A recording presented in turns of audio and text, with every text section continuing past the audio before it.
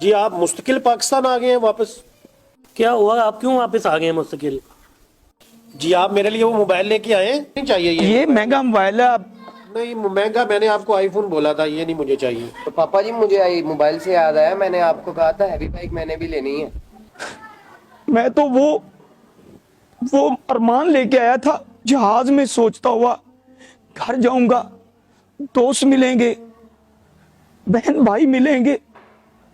मैं तो उनकी मोहब्बतों के ऊपर डॉलर, दिनार, रियाल, पाउंड सब कुछ नीच समझ रहा था।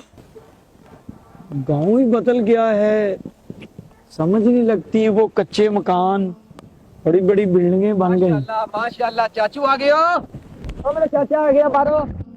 बेटा आप कौन है? चाचू मैं आपके ही गांव में रहता था, सुलेमान मेरा नेम, असगर का बेटा। वो छोटा सा जिसको मैं खिलाता था। हाँ जी चाचू। बेटा बड़े हो गए हो, अल्लाह ताला तुम्हें सलामत रखे। मैं आपको छोड़ना हूँ घर पे? नहीं कोई बात नहीं, मैं जा रहा हूँ बस ना। जी चाचू। तो आप फिर अब्बू को बताना, जी चक्कर लगाएंगे वो। आपका मैं सलाम कह दूंगा अब्बू को। हाँ ठीक है चाचू। उन्हें बताना। हाँ ठीक हो गया।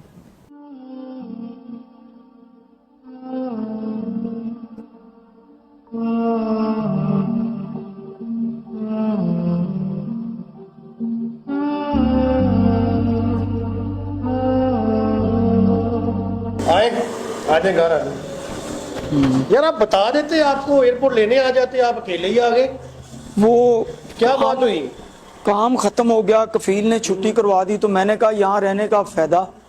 मैंने टिकट लिया और पाकिस्तान वापस आ गया हूँ। मैंने कहा यहाँ आके कोई काम करते हैं, लेकिन ये कितना बदल गया है सब कुछ इन 25 सालों में।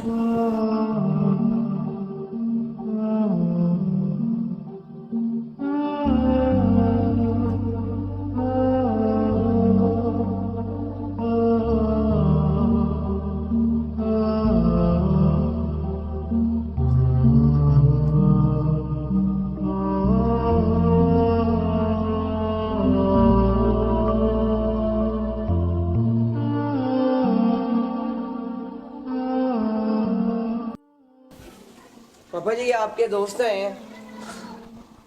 जैन, अस्सलामुअलैकुम तारिक साहब, क्या हाल है? अल्हम्दुलिल्लाह अल्हम्दुलिल्लाह। आप कैसे हैं? अल्लाह का शुक्र, ठीक ठाक। बैठे बैठे।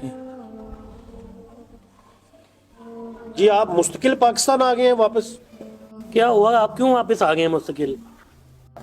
हाँ यार जैन, मैं पक्का ही आ गया हूँ। अब यहाँ को काम करते हैं। आपके पास इतने पैसे हैं कि आप पाकिस्तान में काम कर सकें?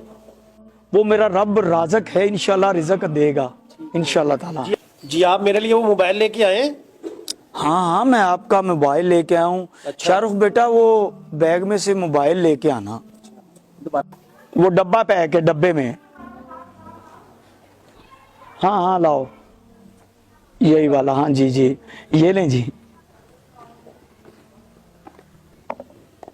ये मोबाइल तो मैंने नहीं बोला आपको, मैंने आपको आईफोन बोला था। मैंने आईफोन ये भी महंगा मोबाइल है। ये सस्ते वाला मोबाइल तो पाकिस्तान से भी मिल जाता है, ये नहीं मैंने लेना। ये रखे अपने पास, मुझे नहीं चाहिए ये महंगा मोबाइल है। आप नहीं महंगा, मैंने आपको आईफोन बोला था, ये नहीं मुझे चाहिए। और पापा जी मुझे आई मोबाइल से याद आया, मैंने आपको कहा था हैवी बाइक मैंने भी लेनी है। मैंने तो अपने दोस्तों को भी बताया हुआ कि मेरे पापा आएंगे और मैं उनको हैवी बाइक लेके देंगे मुझे। बेटा वो हैवी बाइक का कर लेते हैं कुछ ना कुछ। पापा जी करना नहीं मुझे, वो लेके दे, मैंने तो काम अपने शुरू होता है ना दोस्तों को जैन, तो इसको हैवी बाइक भी ले देंगे। जी जी, ठीक है ना? आपको दिला देते हैं। नहीं ला नहीं देते, इनको कहे मुझे लेके दे। प्रदेश को खुशी से नहीं जाता, और प्रदेश में रह के सहरा की झुलसा देने वाली गर्मी में 2 महीने की कमाई से हम इस तरह का मोबाइल खरीदते हैं आपके लिए, और आप कह देते हैं कि ये मोबाइल। और औलाद इसलिए नाराज होगी कि कह दिया कि हैवी बाइक ले देंगे। भाई काम चलता है तो आपको परदेशियों की तकालीफ का शायद अंदाजा नहीं। आप ईद पे यहाँ खुशियां मना रहे होते हैं और हम रो रहे होते हैं। आप यहाँ जानवर ज़िबा कर रहे होते हैं, हम अपने अरमानों को अपनी खुशियों को ज़िबा करते हैं, कंबल में मुंह छुपा के रोते हैं। बीमार भी हो तो घर से फोन आ जाए, बेटा कैसे हो। आप अपनी आवाज से साबित नहीं होने देते कि हम बीमार हैं। हम कहते हैं ठीक है जी, हम तो बिल्कुल ठीक हैं। आपको अगर हमारी तकालीफ का अंदाजा हो तो आप कभी भी ये बातें ना करें। परदेश तो परदेश है। देखें, अब उन्होंने कह दिया कि जाओ भाई, तो अपने वतन ही आना है। मैं तो वो अरमान लेके आया था जहाज में, सोचता हुआ घर जाऊंगा, दोस्त मिलेंगे, बहन भाई मिलेंगे। मैं तो उनकी मोहब्बतों के ऊपर डॉलर, दिनार, रियाल, पाउंड सब कुछ नीच समझ रहा था।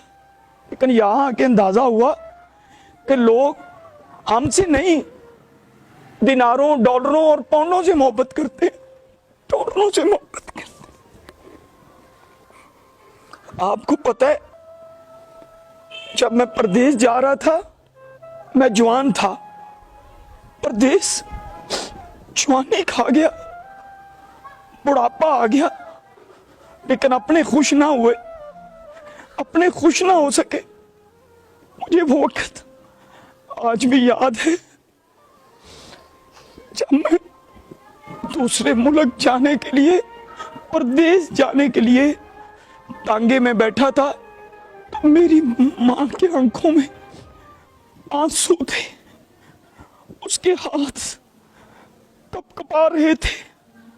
और जब भी मुझे किसी का लेटर मिलता, ख्वाहिशात होती थी।